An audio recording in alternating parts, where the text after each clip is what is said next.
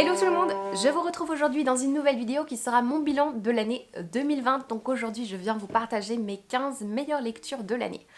Avant de commencer cette vidéo, j'aimerais vous souhaiter une très bonne année 2021, qu'elle soit pleine de bonne santé, d'amitié, de retrouvailles et de câlins, on espère. Et on espère qu'elle sera moins pourrie que 2021, on est d'accord je pense pour le dire. Je vous retrouve donc dans cette vidéo pour vous faire un petit peu un bilan avant de partager les meilleures lectures. Un petit bilan de cette année au niveau des lectures. J'ai un petit peu regardé sur Livre Addict pour voir vraiment comment ça s'est passé cette année. Et ça illustre vraiment cette année en fait. Donc c'est-à-dire qu'en janvier-février, j'ai lu beaucoup de livres. J'ai fait ma relecture d'Harry Potter. Voilà, j'ai vraiment beaucoup lu. Puis mars-avril, j'ai presque rien lu, j'avais pas la force ni l'envie, et j'arrivais à rien lire, hein. Je pense qu'on est beaucoup dans le cas. Je sais qu'il y en a beaucoup, il y a deux écoles, ceux qui ont énormément lu en mars-avril et ceux qui ont, comme moi, pas lu grand-chose. Et puis après, c'est remonté un petit peu. Et puis fin d'année, là, octobre, novembre, décembre, c'était de nouveau le calme plat, hein. Je pense que ça illustre bien aussi certaines choses. Quand je vois qu'au mois de novembre, j'avais très envie de lire et que je n'ai lu que 2 livres, je me rends compte qu'en fait... il y a quelque chose qui doit changer, hein. Ça fait partie de mes résolutions de 2021, c'est d'arrêter de travailler jusqu'à minuit, et enfin, je veux dire, c'est... Non, hein. Donc ça fait partie de mes résolutions, si j'ai vraiment envie de lire et que je n'y arrive pas, c'est qu'il y a un problème en fait.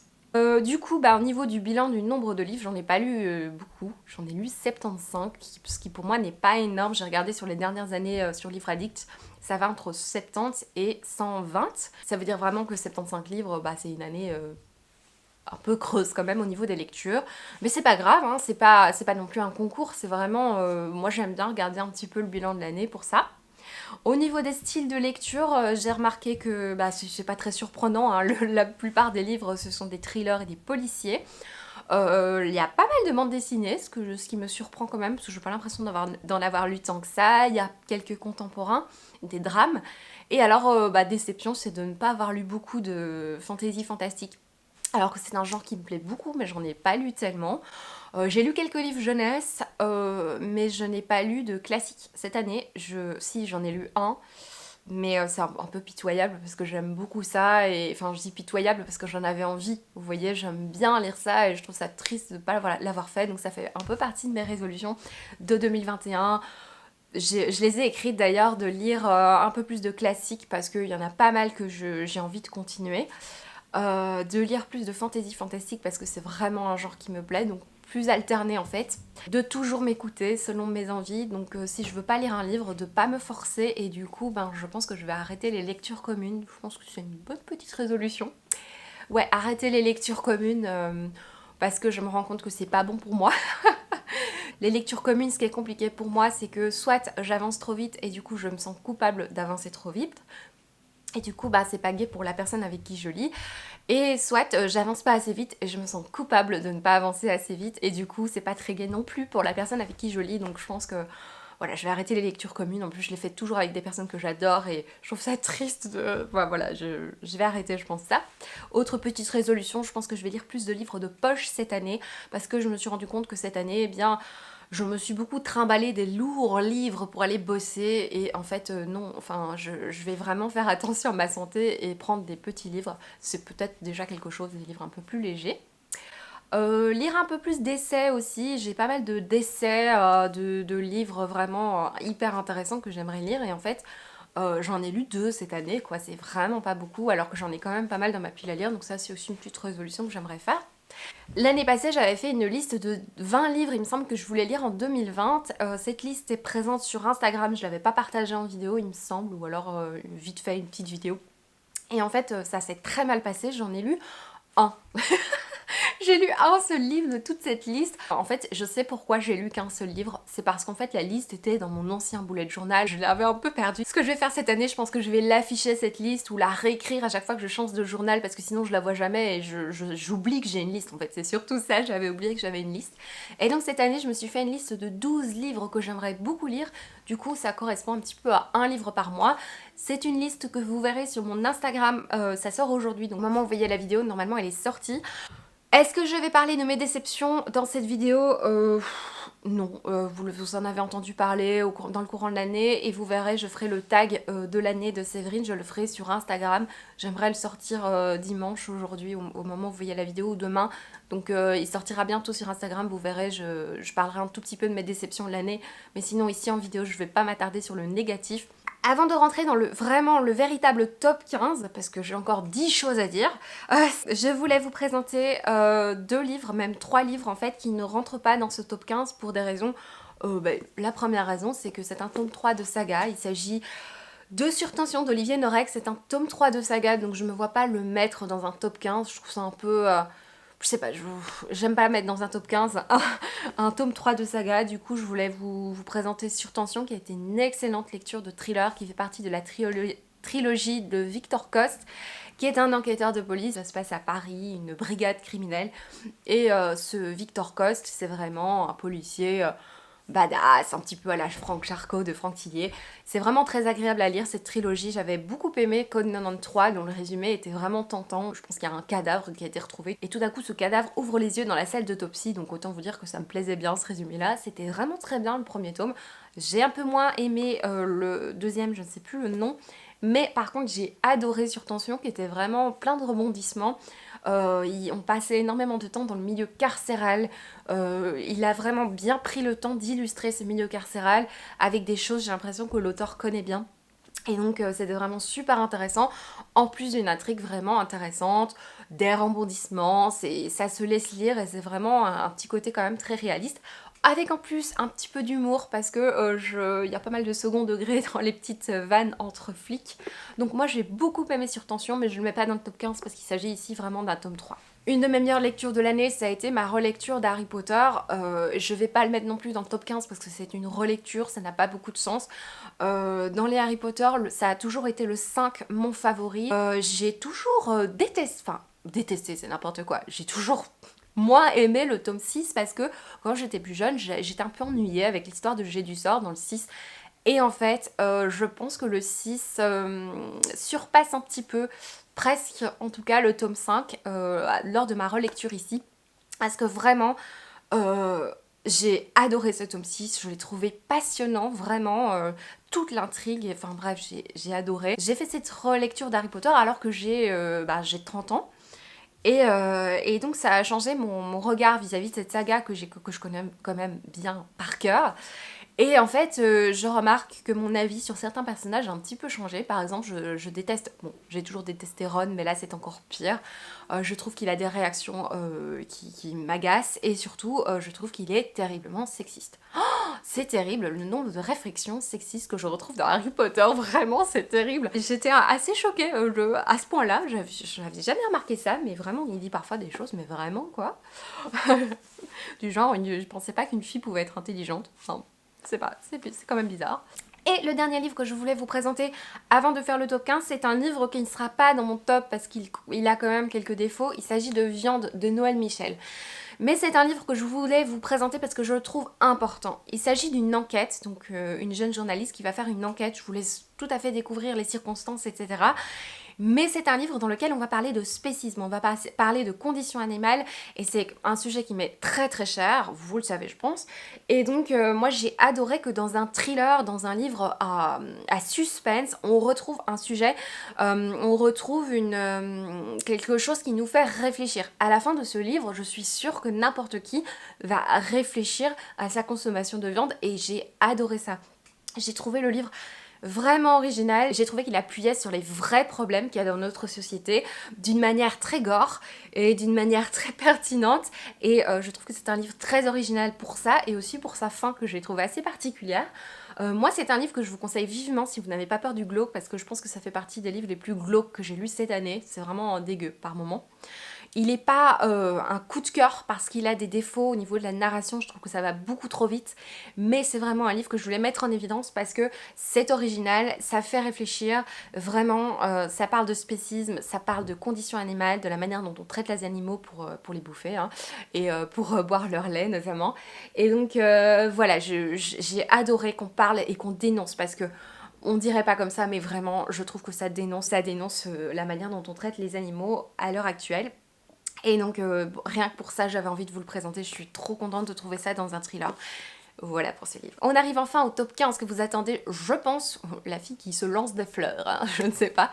En tout cas, dans ce top 15, il y a 11 romans et 4 livres graphiques. J'ai décidé cette année de les glisser dans le top 15 et donc de ne pas faire de listes séparées. Je les ai vraiment glissés, je l'ai vraiment glissé dans ce top. C'est un top 15, mais on est bien d'accord que tous les livres ici que je vous présente se valent au niveau de la qualité. Ce sont vraiment tous de très bons livres, mais vous savez, je suis assez fan des tops, j'aime bien classer.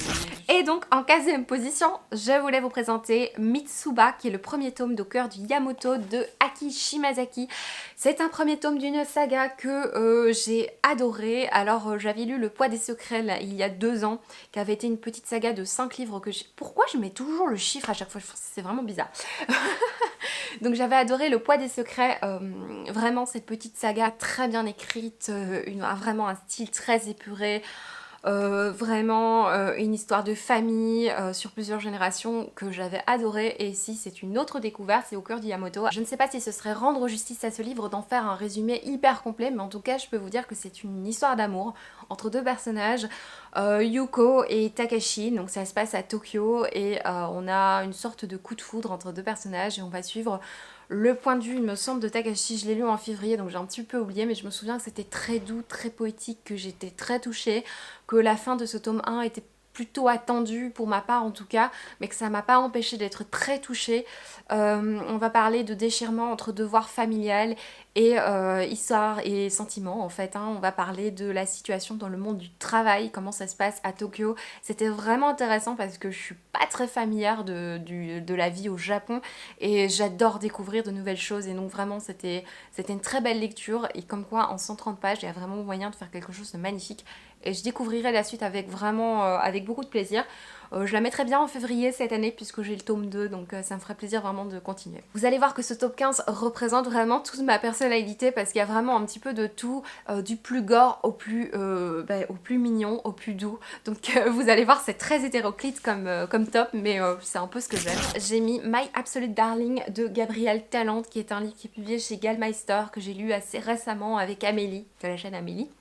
Je ne l'ai mis qu'en 14e position parce que pour certains points je trouvais qu'il n'était pas toujours crédible, donc il y avait certaines choses que faisaient certains personnages, je trouvais ça un petit peu exagéré, mais ça n'a pas empêché que ça a été une excellente lecture cette année. C'est un livre que j'ai dévoré. On a le personnage de Turtle qui vit avec son père, c'est une vie assez compliquée, elle vit vraiment à la dure, elle s'est tirée avec un fusil, elle s'est chassée, elle sait faire plein de choses, elle a donc une éducation à la dure, mais c'est pas pour ça qu'elle est pleinement épanouie parce que son père lui fait subir quand même des choses qui sont assez inadmissibles. Et oui, c'est un personnage très fort et en même temps très fragile, puisqu'il y a des choses de la vie qu'il ne connaît pas et qu'il va découvrir dans ce livre en rencontrant différents personnages que tu trouvais très loufoques, très particuliers. Moi, c'est une lecture que j'ai beaucoup aimée, que j'ai donc dévorée. C'est difficile de ne pas dévorer ce livre. Le début, où il faut un petit peu de temps pour accrocher, et puis après j'ai vraiment dévoré. Vraiment, c'est une très très bonne lecture, mais par contre très très dure, et on est vraiment sur un roman bien noir. En 13e position, je vais placer un livre graphique. C'est un livre que j'avais reçu des éditions Casterman. Il s'agit de 9 mois et toi de Lucy Knisley.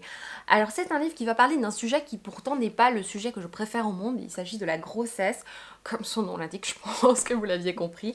Et pourtant c'est un livre qui m'a fait réfléchir, qui m'a fait verser des larmes. C'est un livre qui m'a vraiment beaucoup plu. C'est l'histoire de Lucy. C'est Lucy qui raconte son histoire de sa grossesse. En fait, elle explique comment ça s'est passé. Je vous laisse découvrir parce que vraiment, dans ce livre, on va parler de choses que je trouve dont on ne parle pas actuellement dans la littérature. Vraiment de sujets qui sont tabous en fait dans la société, de vérités sur la grossesse que je ne connaissais pas et que je pense que beaucoup de femmes ne connaissent pas, et d'hommes non plus d'ailleurs. C'était vraiment intéressant parce que on parle du vécu de cette Lucy, on parle de son vécu, de choses pas cool qu'elle a vécu vraiment, et en même temps on a des petits points historiques qui viennent nous montrer d'où viennent certains mots, d'où viennent certaines pratiques gynécologiques. C'est très touchant, c'est très bouleversant, c'est un livre que je conseille à tous, hommes, femmes, tout le monde. Le seul moment où ce livre pourrait déstabiliser, vous stresser en fait, hein, c'est si vous êtes enceinte. Voilà, je pense que c'est un risque de vous stresser, je pense, plus qu'autre chose. Mais par contre, c'est un livre que j'ai trouvé vraiment bien, en plus avec des illustrations mais bien faite, c'est très simple, c'est vraiment très très agréable à lire et en même temps c'est une histoire, c'est une histoire vraie donc on est vraiment très touchés. En 12e position on passe à toute autre chose, on passe à un auteur que j'ai découvert cette année, que j'ai mis dans ce top parce que j'ai vraiment découvert une plume extraordinaire. C'est un livre, c'est vrai que j'ai mis un petit peu de temps à rentrer dedans, les 50 premières pages j'avais un petit peu du mal à rentrer et une fois que j'étais dedans, je pouvais plus le lâcher, c'était quelque chose de très très bien écrit, une plume magnifique. Je vous montre le livre quand même. Il s'agit de Buveur de vent de Franck Bouis, c'était ma découverte vraiment de l'année, un Franck Bouis, j'avais encore jamais lu alors que j'en ai plusieurs que j'ai très envie de lire. Ici, c'est pas l'histoire que je vais retenir le plus cette année, mais c'est vraiment la plume qui m'a le plus marquée. On est dans une petite ville avec une centrale nucléaire, donc tout tourne autour un peu de cette centrale. Beaucoup de gens travaillent dans cette centrale et on a un maire, ou je sais plus, enfin le chef de cette ville, qui est un petit peu tyrannique, qui va provoquer un petit peu la terreur sur les personnages. On a ici 4 personnages, on a 4 frères et sœurs. On a Mabel qui est dans cette famille un petit peu spéciale, qui a un père assez insupportable, le personnage de Martin, un père alcoolique qui la traite pas tendrement. Il y a cette mère qui est très dévote, qui est passionnée par Dieu et qui va pas donner beaucoup d'amour à ses enfants. On a le grand-père Élie qui est un personnage touchant, mais en fait je me souviens de beaucoup de choses quand même. Élie qui est le personnage touchant et attachant, je trouve, dans cette famille, le plus attachant dans cette famille. Et Mabel qui veut un petit peu s'affranchir de cette famille parce que elle souffre vraiment dans cette famille, donc je vous laisse un petit peu découvrir son destin. On a un frère qui lit en cachette, alors que son père lui interdit de lire et il ne supporte pas la littérature et il lui interdit de lire. On a un personnage, Luc, qui est l'enfant tragique, qui est un garçon qui n'est pas comme les autres, ils disent qu'il est différent. Et ils ont un rituel, ces enfants, c'est qu'ils aiment bien, sur le pont, s'attacher à une corde et se pentre et se balancer et passer un petit moment ensemble. C'est une vie de famille assez tragique parce que le personnage de Martin, je vous l'ai dit, hein, la situation familiale n'est pas très commune. Je trouve que l'auteur a réussi à donner de la beauté à certains personnages qui sont pourtant assez infâme, notamment le personnage de Martin, je pensais pas à l'aimer et on ne pardonne pas hein, le fait qu'il batte ses enfants, etc. Mais par contre, on comprend ce personnage et on ressent beaucoup d'émotions. Il est très humain, voilà. Il est très humain et c'est ça que j'ai beaucoup aimé, en plus de la plume. Et donc je me rends compte que je me souviens de bien plus de choses que ce que je pensais, donc je suis assez contente. En 11e position, j'avais envie de vous parler d'Alabama 1963, puisque c'est une de mes dernières lectures et que, en fait, elle m'a un petit peu sorti d'une sorte de panne de lecture que j'avais. Je vous ai dit, en novembre, j'ai lu 2 livres, donc alors que j'avais très envie de lire. Donc vraiment, en décembre, c'est le livre qui m'a un petit peu sorti de cette panne parce qu'il était passionnant. Je vous ferai un point lecture où je vous parlerai plus en détail de cette lecture, mais en tout cas on va suivre le personnage de Mabel dans les années 1963 en Alabama, et on va suivre également le personnage de Angus, dont il a un nom un peu space. Non, Bud. Bud qui est un détective complètement alcoolique, donc il est torché du matin au soir, il est couché dans son fauteuil, enfin bref, on le voit pas beaucoup réveiller ce personnage, mais pourtant c'est un détective qui est engagé pour enquêter sur la mort d'une petite fille dans cette petite ville, à Birmingham, dans cette grande ville de Birmingham, il y a une jeune fille qui a été retrouvée assassinée et les parents veulent absolument enquêter sur la mort de cette petite fille, forcément. Bien sûr, on est en 1963, on est au début de la déségrégation et comme c'est une petite fille noire, la police s'en fiche un peu, hein, faut être honnête, c'est ce qui se passe à cette époque-là. Et donc ils engagent Bud, malgré le fait qu'il soit alcoolique, ça reste un détective et donc Bud va se lancer... doucement d'abord, mais il va se lancer dans l'enquête. Et il va être aidé par le personnage d'Adela, qui est une jeune femme qui va travailler en fait chez Bud, qui va faire le nettoyage. Alors au début, la confrontation entre les deux personnages est très difficile parce que Bud est fondamentalement raciste. C'est terrible, j'avais jamais vu quelqu'un d'aussi raciste. Malheureusement, c'est pas le seul dans le livre. Il est hyper raciste, c'est assez terrible. Entre eux va s'installer une relation assez particulière parce qu'on a ce bonhomme complètement siphonné qui va essayer de faire cette enquête alors qu'il passe la vie assis à cuver son vin. Et on a Adela qui va faire le nettoyage chez lui, mais qui va quand même un petit peu l'aider et qui va fourrer un petit peu son nez parce qu'elle s'inquiète aussi sur la mort de cette petite fille. Et donc elle va mettre son grain de sel et en fait vous allez découvrir en fait tout simplement parce que c'est vraiment C'est vraiment chouette. C'est une chouette histoire, je vous en ai parlé en vlog, c'est vraiment quelque chose de très visuel. Je pense que ça se sent que les deux auteurs sont dans le cinéma parce que ce sont vraiment des scènes très visuelles, ne fût-ce que la première que j'ai trouvée géniale. On retrouve cette petite fille presque sous les yeux d'un insecte en fait. C'est pas tout à fait ça, mais vraiment la manière dont est décrit cette première scène, j'ai trouvé ça brillant. Et c'est vraiment digne de scène de cinéma, vraiment très bien faite. Du coup, le fait que ce soit très visuel, très cinématographique, il y a juste un souci, c'est que certains personnages manquent de profondeur, ça va assez vite. Et du coup, on n'a pas le temps de développer certains personnages qui sont plus anecdotiques dans l'histoire, alors qu'ils pourraient être très importants, alors qu'on sent qu'ils ont beaucoup de potentiel, certains personnages, notamment Madame, à la fin, il y a une jeune femme qui arrive là, qui est vraiment très chouette. C'est un personnage que j'aurais voulu voir beaucoup plus développé, et en fait, on passe assez vite dessus. Du coup, les personnages développés, c'est plus les personnages principaux, et du coup ça manque pour certains personnages, ça manque de profondeur, mais ça n'empêche pas que ça fait une très bonne lecture, c'est très rythmé, et il y a une petite dose d'humour quand même qui vient un petit peu alléger le récit, qui est quand même assez noir puisqu'on est quand même sur une enquête assez glauque, mais cet humour vient rajouter. Et alors on a vraiment la description de ce Birmingham des années 60, vraiment de ce raciste omniprésent. Et on voit sous un regard extérieur à un moment quelqu'un qui n'habite pas du tout à Birmingham et qui comprend pas ce que ça veut dire un lavoir pour personnes de couleur et un lavoir pour personnes blanches. Elle n'avait jamais vu ça de sa vie, elle trouve ça complètement aberrant, et j'ai bien aimé avoir ce petit regard aussi extérieur. En tout cas, oui, très bonne lecture. J'étais pas certaine de le mettre dans le top, et en fait je me rends compte qu'il m'a bien marqué, qu'il m'a sorti d'une patte de lecture, donc vraiment très bonne lecture, je vous conseille. Et on arrive au top 10 de cette sélection, le 10e livre, je n'arrive pas à mettre la main dessus, je me demande si je ne l'ai pas donné à quelqu'un. Il s'agit de L'homme au murmure de Alex North. Ça sort comme ça de nulle part, je crois que c'est Alex North. Alors, L'homme au murmure, c'est un livre que j'ai beaucoup aimé, un petit peu comme Alabama 1963, c'est un livre qui va quand même assez vite, assez page-turner, c'est vraiment un livre que j'ai dévoré, j'en ai pas dévoré énormément cette année, mais celui-là j'ai vraiment tourné les pages assez vite.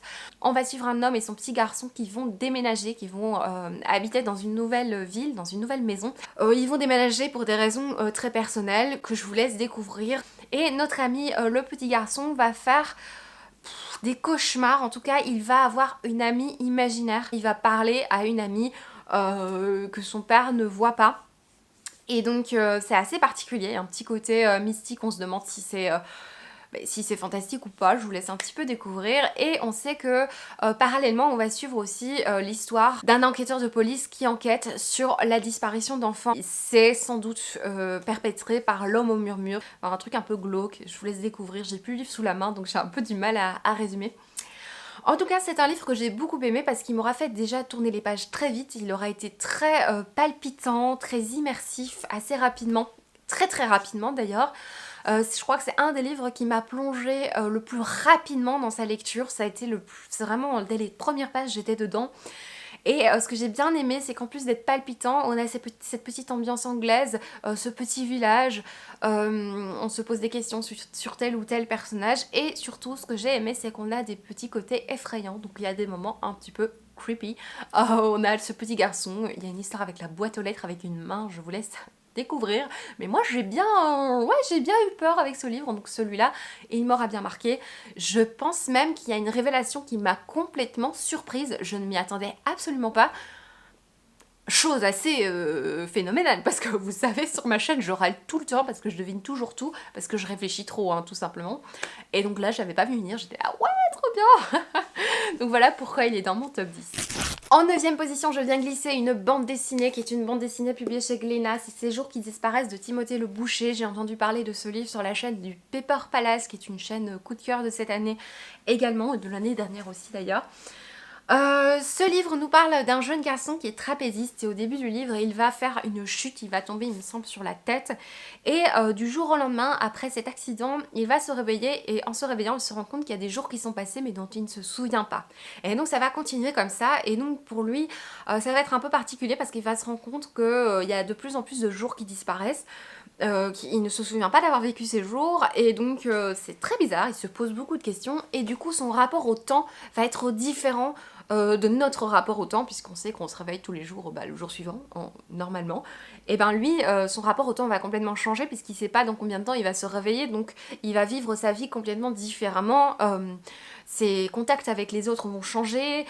Vraiment, c'était un livre qui m'a beaucoup touchée, qui m'a fait verser des larmes, alors que en général, les bandes dessinées, ce genre de livres, c'est pas des choses qui me touchent souvent. Je suis pas souvent touchée par les bandes dessinées. C'est vraiment un très très bon livre pour cette année 2020. Et il me semble qu'il a écrit un autre livre que j'ai mis dans ma wishlist parce que ça me tente énormément. Voilà, un très chouette livre. En 8ème position, je viens vous parler d'un livre que j'ai lu pendant l'été. Il s'agit des Jours brûlants de Laurence Perrin. Il n'y a pas de top de l'année sans un petit Laurence Perrin. Il me semble que l'année passée j'avais mis Ma chérie, mais j'en suis pas certaine. En tout cas l'année d'avant, il y avait Les ailes de vierge.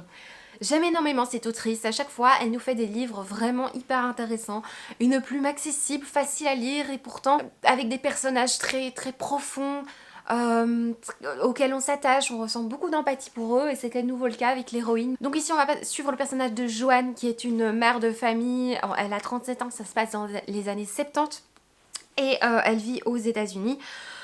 Et elle vit avec sa fille, son mari, et en tout cas c'est une femme au foyer qui s'accomplit dans sa vie de femme au foyer, puis d'un jour elle va décider de partir.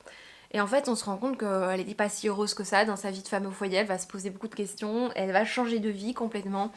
C'est un livre un peu particulier parce qu'on a une héroïne qui est maman, qui est censée être heureuse avec son mari et je comprends, la famille va se demander pourquoi est-ce que cette femme part du jour au lendemain. Et on va découvrir un petit peu le parcours de cette jeune femme. Elle va aller à Las Vegas, c'est ça ?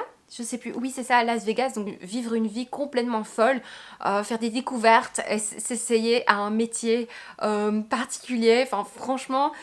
C'est une lecture qui m'a bien marquée et vraiment la chose qui m'a marquée le plus dans ce récit, c'est vraiment l'héroïne. J'ai compris tout ce qu'elle ressentait en fait, j'ai ressenti énormément d'empathie pour Joanne. Ce qu'elle va vivre au début du roman a l'air anecdotique et pourtant ça va changer complètement sa vie et j'ai trouvé vraiment cette lecture passionnante pour son personnage principal et à nouveau j'ai versé une petite larme à la fin du récit. En 7ème position, je mets également un livre graphique, il s'agit de À la vie de l'homme étoilé. On va suivre un personnage qui est en fait l'homme étoilé, donc qui est cet homme, celui qu'on voit, c'est lui qui s'illustre lui-même et c'est un médecin qui travaille en soins palliatifs et donc il va illustrer dans son livre plein d'anecdotes de sa vie de médecin aux soins palliatifs. Donc on va rencontrer différents personnages et on va suivre un petit peu les choses qui ont touché notre héros, des discussions qu'il a eues avec ces gens. On sait que la plupart du temps ces gens ne vont pas vivre. Et donc on sait bien qu'il y a quelque chose de très tragique, de très triste, mais je trouve qu'il y a beaucoup d'humour et beaucoup de sincérité dans ce livre parce qu'on sent que ce personnage, l'homme étoilé, enfin ce dessinateur, est quelqu'un de tellement humain, c'est quelqu'un de très touchant qu'on aimerait rencontrer. Et à chaque fois on a un profil différent, donc l'homme étoilé rencontre un patient différent et c'est vraiment très touchant à chaque fois. Et en fait il faut le suivre sur son compte Instagram parce qu'il fait aussi, c'est au départ là qu'il fait ses petites illustrations. Et donc c'est sorti en livre et c'est vraiment très chouette. Des moments très touchants. Je l'ai prêté à ma grand-mère qui l'avait bien aimé. Ma maman aussi, il me semble qu'elle a bien aimé. Moi c'est un livre qui m'a bouleversée cette année. Avant de passer au top 5, je voulais vous présenter le 6e livre qui est également un graphique, qui est le dernier de cette sélection. Il s'agit de Ce n'est pas toi que j'attendais de Fabien Toulmé. Ici c'est publié chez... Alors je le dis jamais pour les autres et là j'ai envie de chercher, vous voyez, c'est l'inspiration du moment. C'est chez Delcourt. Il s'agit encore d'un livre qui m'a bouleversée, qui m'a fait verser des larmes, qui m'a... Voilà. On va suivre comment définir ce livre en vous laissant quand même la surprise. C'est un livre que je veux prêter, que j'essaie de faire lire à mon compagnon sans lui dire de quoi ça parle et c'est vraiment... j'ai envie de voir ce qu'il en pense. On va suivre l'histoire de Fabien. C'est le nom de mon compagnon. De Fabien qui va être papa. Donc c'est son histoire, hein, Fabien Toulmé. On va découvrir que sa petite fille n'est pas comme les autres. Et donc on va suivre sa réaction face à la découverte que son enfant n'est pas comme les autres. Et la naissance, enfin la grossesse, la naissance, etc. On va suivre tout ça. C'est un livre plutôt graphique très honnête parce qu'il va lire des choses qu'il a ressenties qui sont pas belles forcément à ressentir, mais qui sont tellement humaines qu'il va ressentir quand il apprend ça. Et ce personnage est terriblement touchant, il est bouleversant. Et on voit son regard à lui quand il est plus petit au début du livre face à la différence, et ça va rajouter quelque chose dans le livre. C'est un livre vraiment qui m'a touchée, qui m'a profondément émue, j'ai pleuré, je vous dis pas comment ça se passe, je vous laisse vraiment découvrir. En tout cas, c'est vraiment une pépite. Je sais plus qui en avait parlé, c'est peut-être Opaline. Merci si c'est toi Opaline qui en avait parlé, parce que tu m'as fait découvrir ce livre qui m'a bouleversée. Encore une fois, un livre graphique qui a réussi à me faire pleurer. Donc c'est assez rare parce que je n'ai pas de cœur. Mais en tout cas, c'était bouleversant. Et après avoir parlé d'un livre touchant, d'un livre bouleversant, je viens vous parler de quelque chose d'encore plus touchant et bouleversant. Un livre ultra glauque, avec Sa vie dans les yeux d'une poupée en 5e position de Ingrid Deljour. On va suivre un personnage féminin qui au début du roman subit un viol. De toutes les scènes de viol que vous pouvez lire dans tous les romans, celle-ci est la pire, honnêtement. C'est horrible de lire une scène de viol, mais je pense que celle-ci, elle gagne le... Ouais, c'est ça, elle gagne le prix de la pire, quoi, parce que c'est vraiment... Il y a un petit côté un peu... pas surnaturel, mais un petit côté bizarre où elle voit... elle regarde la poupée qu'elle a achetée, parce que l'héroïne est fan de poupées, et elle va...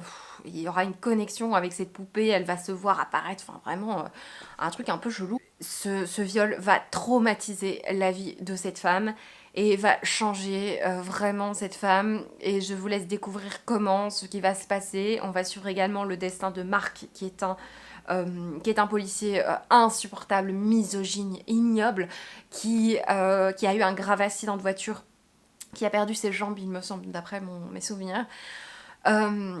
C'est un livre qui, moi, m'a vraiment marqué parce que il y a 3 scènes qui, pour moi, sont assez horribles. Et ce sont pas des scènes horribles qui sont gratuites, c'est vraiment des scènes qui servent le récit, qui viennent apporter quelque chose. On va ressentir beaucoup d'empathie pour ce personnage qui s'est fait violer au début du roman. On va suivre un petit peu son choc terrible. On va suivre l'évolution de ce personnage avec beaucoup d'effroi et avec quand même de l'empathie. Enfin, vraiment, c'est un livre très particulier. Que je vous conseille vivement si vous n'avez pas peur des choses un peu dégueu, hein, parce que je pense que dans mon bilan, je vous avais fait un bilan avec l'échelle du glauque, et celui-là était, je pense, le plus haut dans l'échelle du glauque, il me semble. Mais je pense que je referai un bilan de ce type parce que je pense que ça vous a bien plu. Mais en tout cas, oui, c'est une lecture marquante. Le résumé que j'en ai fait n'est pas très bien, mais je vous conseille de le lire sans lire de résumé, de découvrir vraiment l'histoire. En 4e position, je voulais mettre un livre assez particulier. Il s'agit des Ravagés de Louise May. Il s'agit d'un livre que j'ai lu également durant les vacances d'été. C'est un livre qui nous fait découvrir une petite brigade criminelle. Il me semble que ça se passe à Paris. C'est une brigade criminelle qui n'existe pas. C'est une brigade qui se consacre uniquement aux délits sexuels. Les agressions sexuelles, le harcèlement sexuel, voilà, tout ce qui est délit sexuel, j'imagine aussi les viols, donc tout ce qui est crime sexuel. C'est donc une brigade qui va découvrir, au début on va découvrir un personnage qui se fait agresser, il y aura toute une enquête, je vous laisse vraiment découvrir, mais si c'est pas le résumé qui est le plus important, c'est surtout, moi, la raison pour laquelle je vous le présente aujourd'hui, c'est que j'ai adoré que dans un roman qui est pourtant un livre policier avec un petit côté thriller un petit peu haletant, on a quand même des questionnements autour du féminisme. Donc je vous ai dit tout à l'heure que j'avais adoré dans Viande qu'on parlait de la question animale, on se posait des questions sur le spécisme, etc. Ici, on va parler de féminisme, et c'est un petit peu le même genre de choses que j'aime dans ce livre, c'est que on va s'interroger sur des problématiques alors qu'on est au sein d'une enquête. Et ça, j'adore, parce que j'adore retrouver ça dans une lecture. J'ai trouvé ça vraiment follement original, de nous faire nous poser des questions. Peut-être quelqu'un qui n'a pas du tout envie de lire un livre sur le féminisme, qui s'en fiche un peu, va quand même se poser des questions. Et pourquoi est-ce qu'on est plus choqué quand un homme se fait agresser, alors que quand une femme se fait agresser, c'est plus banalisé.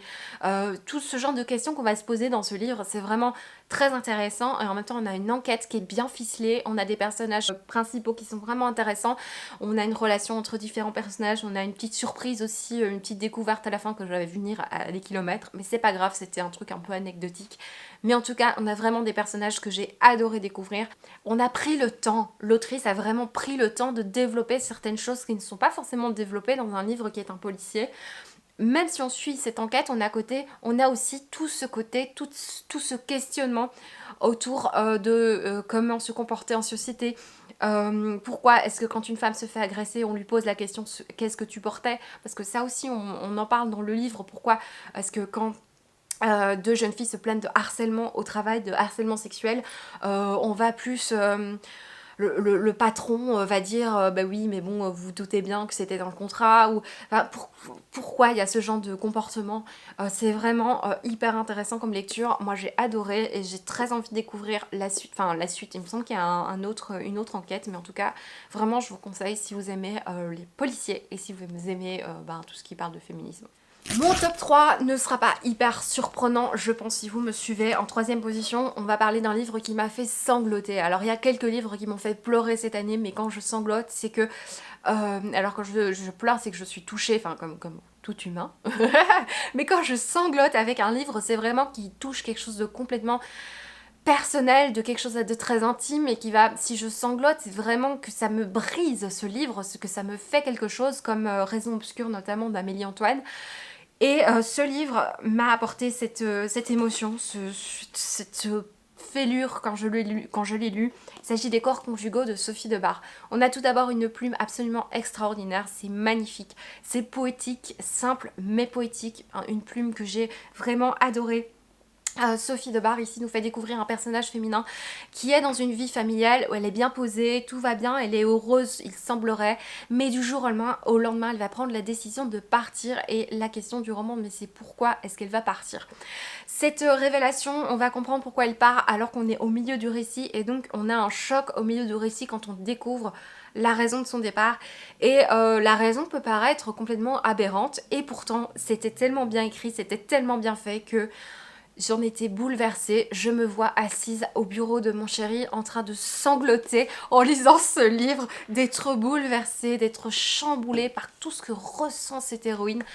C'était une lecture puissante, je vous ai presque pas fait de résumé, c'est volontaire, le résumé est très bref et très concis. Séverine qui en avait parlé avait fait exactement, enfin plus ou moins le même résumé que j'en ai fait et c'est ce qui m'avait donné envie de le découvrir et vraiment... Ne lisez pas ce qui se passe derrière, découvrez ce livre, c'est une pure merveille. En deuxième position, je viens vous parler d'un livre qui ne sera pas non plus une surprise pour vous puisque j'en ai parlé récemment. Il s'agit du livre de Jessie Burton, Les secrets de ma mère. Je ne sais pas ce qu'il y a eu comme tâche, je pense que ça va être du café ou du chocolat, je suis un peu triste. On va suivre le personnage de Rose en 2007 ou 2017, je ne sais plus, en 2017. Rose est une femme qui vit avec son compagnon. Sa relation avec son père est assez compliquée parce que quand elle le voit, il ne parle pas de choses très intimes, on sent qu'il y a des non-dits entre deux et pour cause, les non-dits concernent la mère de notre héroïne que Rose ne connaît pas, elle a envie d'en savoir plus sur sa mère, elle a déjà posé beaucoup de questions à son père mais celui-ci est toujours très énigmatique. Et un jour, je pense qu'il en a marre qu'elle lui pose des questions, il trouve que c'est le moment et ce qu'il fait c'est qu'il va lui donner des livres. Et il va lui dire écoute, voilà des livres qui ont été écrits par quelqu'un qui a connu ta mère, par une certaine Constance, il me semble. Voilà, je te laisse découvrir ces livres. Et Rose, pardon, va se poser des questions sur sa mère en lisant ces livres. Elle va être chamboulée. Et elle va vouloir rencontrer cette Constance. Parallèlement, on va suivre le passé, on va suivre le personnage d'Élise, qui est une jeune femme qui vit, je pense aussi avec un compagnon. On est dans les années 80 et un jour elle va faire une promenade dans le parc et elle va avoir un véritable coup de foudre pour une jeune femme, une autre jeune femme dans le parc. Donc on va suivre la relation entre ces deux personnages. Vous vous doutez bien que le destin de Rose et le destin de ces deux femmes sont un peu liés d'une certaine manière, on le découvre quand même assez vite. Ce que j'ai adoré dans cette lecture déjà c'est l'écriture, c'est une très très belle traduction de Jessie Burton. Je ne sais pas alors qui a traduit parce que c'est quand même assez important. C'est traduit par Laura Deraginski, j'ai déjà vu ce nom quelque part au niveau des traductions. C'est vraiment une belle traduction et surtout ce sont des destins de femmes complètement différents. Donc en plus de suivre la recherche de la mère de Rose, on va parler de toutes les maternités possibles. Peut-être pas toutes, mais beaucoup de femmes différentes qui ont un rapport différent à la maternité. On va suivre la meilleure amie de Rose qui elle est maman et qui s'épanouit pas forcément dans sa vie de maman. Rose, il me semble qu'elle souhaite avoir des enfants, t'as un personnage qui ne souhaite pas en avoir. Il y a toutes sortes, il y a aussi un personnage qui en perd, enfin voilà, il y a toutes sortes de rapports à la maternité. C'était vraiment très fort et je sais pas si c'était fait exprès de la part de l'autrice, mais c'était vraiment très très fort d'avoir tous ces points de vue sur la maternité, un côté très moderne alors que certaines choses se passent en 1970. Les passages, je vous en ai déjà parlé dans un vlog, mais les passages entre Rose et son père sont ceux qui m'ont le plus bouleversée parce qu'on sent très très fort les émotions que ressent le père. En fait, on sent qu'il veut pas le dire à sa fille et du coup entre deux il y a des espèces de non-dits et une petite rancœur que Rose a pour son père, mais en même temps il y a cet amour infini on sent la maladresse du père en fait qui essaye de dire à sa fille et il n'arrive pas à lui dire qu'il l'aime, mais on sait bien qu'il l'aime et c'est ça que je trouve très touchant, c'est les non-dits, c'est très très beau, et cette histoire d'amour passionné entre Constance et Élise.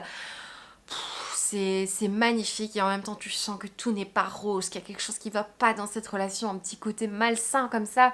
Et ouais, j'ai beaucoup aimé, il y a une toute petite dose de noir là dans ce livre qui fait que je l'ai encore plus aimé. Voilà, et ce qui est très particulier, ce qui est très chouette, qui fait qu'on accroche bien à cette lecture, c'est aussi que notre amie Rose qui va essayer de rencontrer le personnage de Constance, Constance qui est une écrivaine, Rose elle va travailler pour Constance mais sans dire qui elle est. Donc elle va faire croire qu'elle a une certaine expérience, donc il y a des noms, des quiproquos, des choses comme ça. Elle va faire semblant d'être quelqu'un, elle se fait passer pour quelqu'un pour travailler près de Constance. Un tout petit côté un peu vaudeville comme ça de cette situation un peu spéciale et on se demande quand est-ce que ça va exploser, quand est-ce qu'elle va dire la vérité. En tout cas ce livre c'est un vrai coup de cœur. En 2021 vous allez voir sur le post Instagram, j'ai prévu de lire un autre Jessie Burton, ce sera sans doute La fille au lion ou Miniaturiste. Et je viens vous parler de ma meilleure lecture de l'année. Ça fait un moment que je vous en avais plus parlé, donc je pense que ça va être un peu surprenant pour vous, la fille qui veut faire des surprises. Le livre que j'ai préféré cette année, c'est un livre jeunesse que je n'ai pas en ma possession, enfin si je l'ai en e-book, mais je l'ai pas en format papier. Il s'agit d'Ogresse. Ogresse, c'est un roman jeunesse qui est publié, je ne sais même plus, je crois que c'est Sarbacane. C'est un livre que j'ai adoré parce que je l'ai trouvé absolument parfait.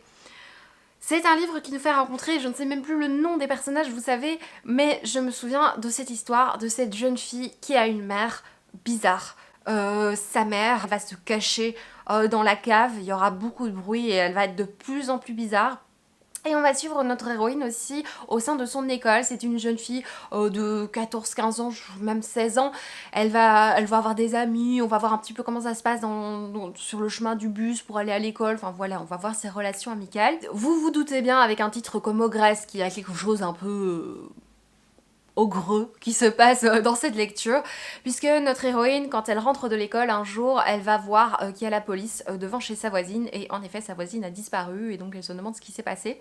Alors, ce livre, je le mets en livre préféré de l'année parce que je le trouve parfait, et plus exactement je le trouve parfait pour le public cible. Et je le trouve parfait parce qu'il parle de beaucoup de choses hyper importantes. Il va parler de relations amicales entre différents jeunes, comment ça peut se passer, des non-dits, un personnage qui a des a priori sur l'autre, qui est un peu raciste, un peu beaucoup, et qui va dire des choses et puis on va se rendre... Enfin bref, on a des a priori sur certains personnages, des a priori qui vont changer, des choses typiques de l'adolescence par exemple. On va voir donc les premières expériences sexuelles entre un garçon et une fille, et on va voir qu'il peut parfois se passer certaines choses, pas forcément du côté de la fille, mais aussi du côté du garçon, ce qui est très peu vu dans la littérature jeunesse. C'est vrai que j'en ai pas lu énormément cette année, donc peut-être qu'en fait on voit ça tout le temps, mais moi j'ai trouvé ça sympa qu'on mette en évidence aussi certaines choses qui peuvent se passer aussi chez le garçon, des choses assez intimes qui pourtant n'auraient rien à faire dans un livre qui s'appelle Ogresse, mais pourtant c'était vraiment intéressant de retrouver ça. On a aussi et surtout le thème principal, Ogresse, voilà, on a une énorme chose qui se passe, quelque chose de très glauque dans ce livre, d'assez sombre, qui pourtant pourrait être, moi je l'ai ressenti comme ça, une énorme métaphore pour plusieurs sujets, plusieurs problématiques de la vie que peuvent vivre beaucoup de jeunes en fait. Et j'ai ressenti ça très fort, cette métaphore, parce que même si c'est pas une métaphore, c'est pas grave, mais moi je l'ai ressenti comme une métaphore, et donc je pense que c'est quelque chose que les jeunes aussi pourraient comprendre vraiment. Ce que j'ai aimé, c'est que justement c'est un roman très riche, parce qu'on a autant des relations humaines entre amis, des relations pas toujours faciles puisqu'ils sont adolescents, on a des petites expériences à gauche à droite, on a beaucoup d'émotions, on a aussi un peu de glauque, un peu de gore, des choses un peu effrayantes qui justement vont peut-être attirer des jeunes qui n'aiment que ça et qui vont trouver autre chose dans ce livre. On réussit à accrocher le lecteur avec quelque chose d'un peu effrayant mais qui va pourtant nous apporter de très beaux messages au final. Et ce que j'ai aussi adoré, c'est que ça se passe dans ma ville, ça se passe à Bruxelles, donc j'ai retrouvé les rues de Bruxelles, j'ai retrouvé le bus, c'était marrant de retrouver ça. J'ai trouvé ce roman juste génial pour tout ça, parce qu'il est très complet, parce qu'il est très riche, parce qu'il accroche par son titre, Ogresse. Oh, on va retrouver quelque chose d'un peu dégueu. Et oui, en effet, on retrouve quelque chose d'un peu dégueu, mais il n'y a pas que ça dans ce livre, on a vraiment toute cette richesse et cette humanité de ces personnages qui... Ah oui, vraiment, j'ai beaucoup aimé ce livre, c'est vraiment un livre qui m'a marqué, je l'ai mis en premier vraiment pour cette raison-là, parce que je trouve que c'est un livre qu'il faut faire lire aux jeunes qui ne lisent pas forcément beaucoup et qui aiment bien les trucs un peu glauques. Moi, je trouvais ça vraiment chouette. Donc voilà, c'est tout pour cette vidéo. J'espère de tout cœur qu'elle vous aura plu. J'espère que ce top 15 vous aura peut-être donné des envies de lecture. N'hésitez pas à me dire, vous, votre top 15, votre top 20, votre top 10 de l'année, vos livres que vous avez préféré lire cette année. Je vous remercie d'avoir regardé cette vidéo. Je vous retrouve prochainement pour une nouvelle vidéo. Ciao!